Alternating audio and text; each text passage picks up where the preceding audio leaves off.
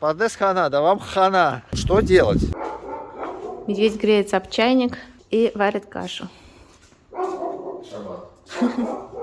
Нет ничего вкуснее гречки с молоком утром. Что ж, мы выходим из нашей виллы, и так-то звучит вилла, но вот выход из нашей виллы, он вот по такой дороге идет. Так что если вдруг пойдет дождь, мы не сможем выйти из дома вообще. В общем, пойдешь сейчас гулять по Пардесу, Пардес хана. Так это можно назвать. Называют обычно Пардес хана или Пардес хана Каркур. Но Пардес хана более правильно, видимо. Забавно, что в Пардесе нормой является хождение по вот таким вот тротуарам без бордюра.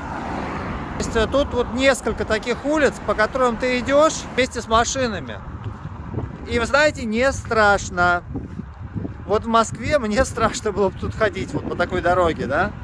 А в Пардесе, вот в Израиле нет. Даже не знаю почему. Как-то вот, ну не страшно тут. Как-то вот люди аккуратнее водят гораздо, чем в Москве.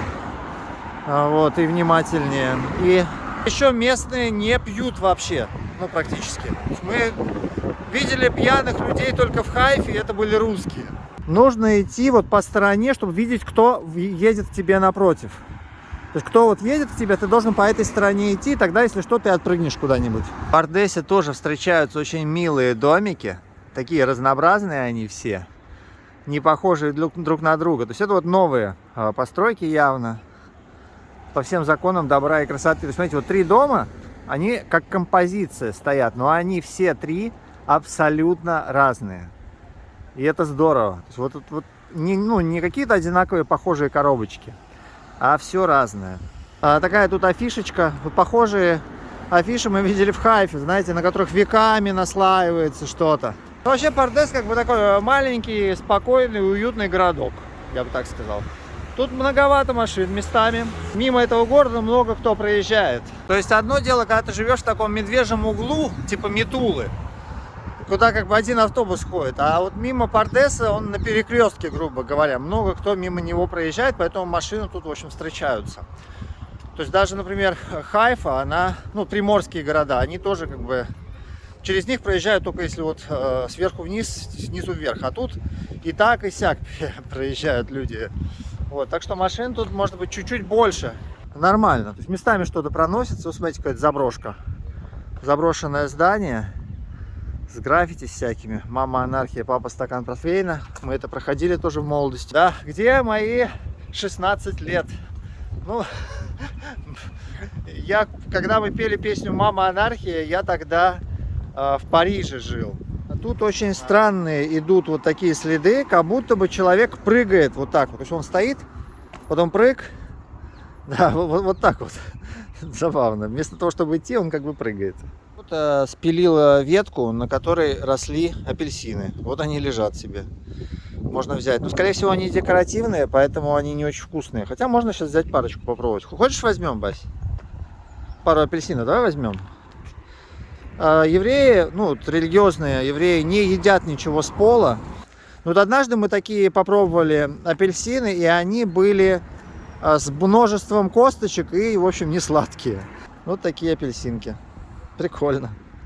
Такой дом, и у него вот такие постаменты, чтобы что-то вот выросло, да. И вот тут, в общем, не очень растет, но та-дам! Тут выросло гигантское дерево, и оно такое большое, что даже треснула вот эта катка.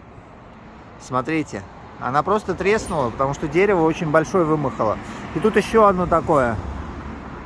Прикольно. Вот где-то не растет вообще ничего, а где-то вот вырастает целые заросли. Что в Израиле вообще самое такое главное пространство — это круговое движение. Если в России круговое движение — это обычно, ну, какие-то нудные, скучные цветочки в лучшем случае, то тут, например, это, наверное, какие-то сырные шарики. А, нет, это гроздь винограда, что ли? Да, это гроздь винограда. В общем, вы не встретите одинаковых каких-то скульптур на круговых движениях. Они везде разные, кастомные. В общем, очень здорово вот сделано. А в итоге каждое круговое движение, оно прикольное. Оно с какой-то фишкой. И мимо него прикольно ходить. Вот такой, казалось бы, обычный дом. А если приблизить, весь дом усижен птичками. Галочки сидят, кучкуются. У них там туса на крыше. Такая стая Они летят буковкой В. Я-то про такое только видел. Офигеть. Это кто такие летят? Пеликаны. Напишите нам. Пеликаны, вот штукенция говорит. Никогда не видел буковкой В, чтобы птицы летели. Интересно. Вот видите, как много всего растет. И мандарины, и лимоны. Вот их едят люди или они, ну, просто как бы как декорация? Вот вы не знаете? Напишите нам в комментариях. То есть тут вот реально это, наверное, ну, очень прям популярно в Израиле. Цитрусовые в саду. И вот мы часто встречаем, именно видно, что он декоративный, а лимоны, они как бы непонятно. Похожи на нормальные. Вот эти вот контейнеры прикольные. Для того, чтобы сдавать в них всякие отходы. Они, кстати, отличаются от тех, которые мы видим обычно. Какой-то домик такой. Но это, наверное, непонятно, то ли это мусорка, то ли что-то, но почему-то 3 окошка таких. Замечательное дерево, смотрите, какое красивое. Кинарет. Кинарет, это как озеро. И вот такие улочки. Это северная часть Пардеса. Тут, в общем, ну, очень нарядно на самом деле. Даже лучше, чем на юге. На юге все строится только. Там стройка, стройка, стройка. А тут все уже построено. И маленькие уютные домики с садами. Ну, заборчики есть, но они тоже не слишком глухие. То есть тут приятно прямо. Маленький райский уголочек с такими голландскими домиками с рыжими крышами. Идеальным искусством газонного мастерства. А мне что-то приспичило в туалет. А сейчас вообще-то как бы шаббат в самом рассвете. И все кафешки закрыты. А туалетов никаких нет. То есть единственный способ сейчас пойти в туалет, это как бы либо куст какой-то найти, но это... Тут город вокруг, тут таких нет кустов. Как бы в городе, ну, нельзя так делать. Это тебе не природа. Соответственно, нужно искать какую-то кафешку. Я вот какую-то одну нашел, которая написана на Google картах, что она работает. Но это не факт, что она работает, потому что мы много раз попадали в ситуации, когда кафе было закрыто. И вот вопрос, что делать, если ты находишься в середине какого-то незнакомого там города, все кафе закрыты в шаббат, а тебе нужно в туалет. Вот что делать? Смотрите, такие огромные кусты, а там, по идее, дом. Но его вообще не видно. Так хитро скрывают, знаете, высокими плотными растениями. А вон там домик. И кажется, что это все только зелень, а там реально дома. Вот такой лайфхак. Зачем делать большие изгороди? Причем сами изгороди, вот они маленькие, они где-то по пояс, даже ниже. Зато так засажено все деревьями, что мышь не проскочит и комарик не прилетит. Нам нужно было по навигатору, идем в кафешку. Ну. Ой, господи, еще одна. Давай снимем ее. Вот тут везде тоже собаки. Без поводков. Везде. Сейчас вот тут вот идем. И тоже 2 собаки. Маленькая и большая. Без поводков, без всего. Тоже бегают. А нам нужно пройти по этой улице. Потому что мы целенаправленно идем в кафешку, чтобы я, так сказать, выполнил свое предназначение. Вот. И было очень страшно. Потому что писать хочется. И единственный путь через эту улицу. В общем, какие-то 2 женщины, ну, местные, которые живут на этой улице. Мы у них слегка, и, в общем, поговорили с ними, они сказали, ну, типа, идите с нами, типа, мы вас проводим тут. И вот они нас, 2 женщины нас вели, ну, потому что они местные, и, типа, эти собаки их не трогают. То есть, наверное, конечно, постепенно эти собаки к тебе привыкнут, ну, на каких-то улицах. Можно, как бы, постепенно, наверное, с ними подружиться, но вот, в общем, хрен знает, что ей в голову взбредет этой собаки, когда она тебя первый раз увидела. И они тут большие. Это не просто какие-то маленькие такие хрень. Большие, типа овчарки или вот, ну, такого типа собаки, большого размера. Метула — это не самое страшное место в Израиле. Просто любое место, которое не город, становится страшным в Израиле, потому что здесь бегают собаки. В общем, стрёмное место Пардес-Хана. Я сказал шалом, эйфа шарути, мне сказали иди туда. Ну, такой маленький, уютный тупс. Не закрывается даже, потому что это такой был сельский ресторанчик. Тут вот наши знаменитые кактусы и куст укропа растет. Вот такая композиция. Такая улочка спокойненькая, даже много места пустого не застроено местами. К вам звонит колокол. Вот такой колокол в двери. Мы нашли вот такую пустую коробку. И эту коробку мы подложим штукенцей, чтобы у нее был стол немножко повыше. А мы тут встретили, гуляя по Пардесу, вот такое дерево вот с такими листиками. И на нем растут вот такие вот странные большие бобы. Я сначала подумал, может это какао-боб. Вот они тут лежат, давайте посмотрим. Ну не знаю, это что. Вообще листья похожи на клен, но это не клен. Мы вышли на такое заброшенное местечко, маленькую улицу свернули в Пардесе. Идем, и такое ощущение, что мы сейчас на даче где-то. Такая подмосковная дорога с лужицами, с люком посередине дороги. Вокруг большие заборы, высокие деревья. Ну так реально, если не знаешь, что ты в Израиле, легко можно подумать, что ты на даче, где-то в Подмосковье, в России. А вот эта трансформаторная будка самая космическая в Израиле. Смотрите, какие тут горы и планеты. И звезда горит. Вот такой вот замечательный Пардес. Ну, вот с этой стороны что-то сюрреалистическое. Оказывается, в Пардесе есть не только маленькие дачные домики, но и настоящие жилые многоэтажки. Причем очень, кстати, круто сделанные, дизайнерски обложенные сверху камнем с супер классным дизайном архитектуры. А рядом стоит прикольный прицеп. Этот прицеп, из которого можно продавать еду. Здесь так и нарисовано: кафешка, цепляется на какой-нибудь машинке, и человек берет, продает там кофе, круассаны. Вообще супер. Классно сделано, да? Местами Пардес напоминает Москву, а порой напоминает Нидерланды. Все такое местечко. Рядом поля зеленые в больших количествах. Такой аккуратный тротуар. По нему очень приятно идти, чистенько так все. Такой тоже райский маленький уголок, как и весь Израиль. Я уже привык на самом деле к тому, что в Израиле практически везде одинаково хорошо. Вот, и красиво. Ну, какие-то места более красивые, какие-то менее, где-то больше природы, а где-то меньше природы. То есть Израиль, он разный, можно вот каждому человеку для себя найти местечко, которое вам будет по душе. Над машинами сделали красивый цветочный колпачок. Смотрите, как красиво. Не только функционально, но еще и симпатично. Пардесханская цветная изгородь. Вы когда-нибудь такое видели? Я думаю, нет. Это местное изобретение. Просто уникально. Так нереалистично выглядит.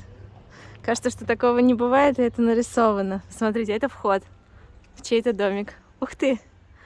Вау!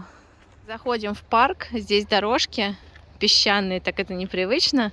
В Израиле обычно все мощеное, а здесь такой парк прямо дикий. И он идет вдаль, там куча собак бегает. Ну, естественно, без поводков, видимо, это такое местечко прогулочное. Люди с детьми гуляют. Вот такое парковая зона. Здесь такая травка растет густая. Так посмотришь, вообще очень нетипичная для Израиля. Похоже на Подмосковье. Но это все-таки Израиль. Местами он такой хороший, красивый, местами он грязный, местами он расхреначенный, местами очень уютный, местами стремноватый. И местами вот есть такая природа. Хорошее место для жизни, на самом деле, этот город. Ну, вот. Машин, может, тут многовато, но мы как-то уже привыкли ко всему, ко всем сложностям и особенностям. Примеры израильской эрозии почв. Да. Офигеть, можно такие кратеры. Вот тут такой кактус, смотрите, он с сердечком.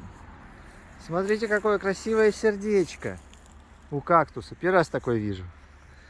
Да, штукенция, нравится? Очень. И вон еще одно сердечко. И это гигантские заросли кактуса. Вот штукенция, вот рядом сейчас, встань поближе немножко. Только смотри, чтобы тебя не уколол. То есть они вот как там 20 миллиардов штукенций. Очень большие. Это, кстати, парк такой собачный. Тут очень много с собаками гуляют. Все собаки без поводков в этом парке. Но они все с хозяевами и... Они все с хозяевами. И так как это не дичь какая-то, ну, как Метула, где там много типа чужих и все такое, тут, в общем, это не страшно. Это поле, это мечта любой собаки. То есть так им весело тут бегать по нему. Просто офигеть. Это поле, конечно, оно очень красивое. То есть, на первый взгляд, оно кажется обычным, но посмотрите, какие тут деревья. Как вот такая оградка с кипарисов. Дальше, посмотрите, какие там горы. Да? Вдали. То есть, ты идешь и любуешься на горы. И на эти домики посмотрите. Как один на подбор домики из Карлсона. Ну и поле, конечно, с большим количеством псяк довольных и веселых. Это лужа, джакузи или бассейн. Давайте гадать, какого размера водоема непроизвольного я не видела давно. Дождей давно нет. Да, кстати, дождей тоже давно не было. Мне интересно, откуда эта лужа взялась? Может, тут выходят грунтовые воды? Или, может, кто пролил что? В нашем парке массовый велозаезд.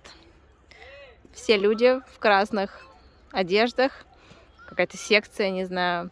Там есть несколько человек, которые руководят всем процессом, и остальные люди едут.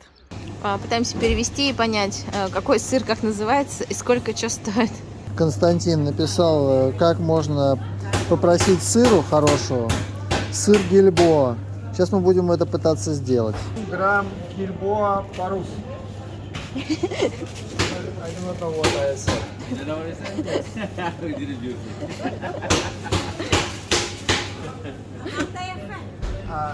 Туда. Эмек. Like this. Like this. Да-да. Спасибо, Константин. Эмек и Гильбоа. Будем пробовать. Вы знали, что в магазинах всегда самые дешевые продукты раскладывают снизу? Ну, чтобы до них было сложнее дотянуться, и никто их не брал, потому что магазину невыгодно, когда ты покупаешь дешевые продукты. Поэтому, если хотите сэкономить, смотрите, что там внизу, и там еще обычно бывают акции. Например, вот такое печенье, видите, оно стоит 13,90. За одну пачку. За одну пачку. А тут акция, если берешь две, 16. за 16. Ну, по сути, одна пачка бесплатно. Идем тут по Пардесу, и смотрите, такой классный столик деревянный. Помните, как у нас в Сочи был? Мы снимали там квартирку, но кто смотрел наше видео из Сочи. Мы тут зашли на рынок, и тут продаются вот такие патиссоны огромные. Я их в жизни не видела. Они, мне кажется, с половину меня размером. Моем в нашем израильском домике окна.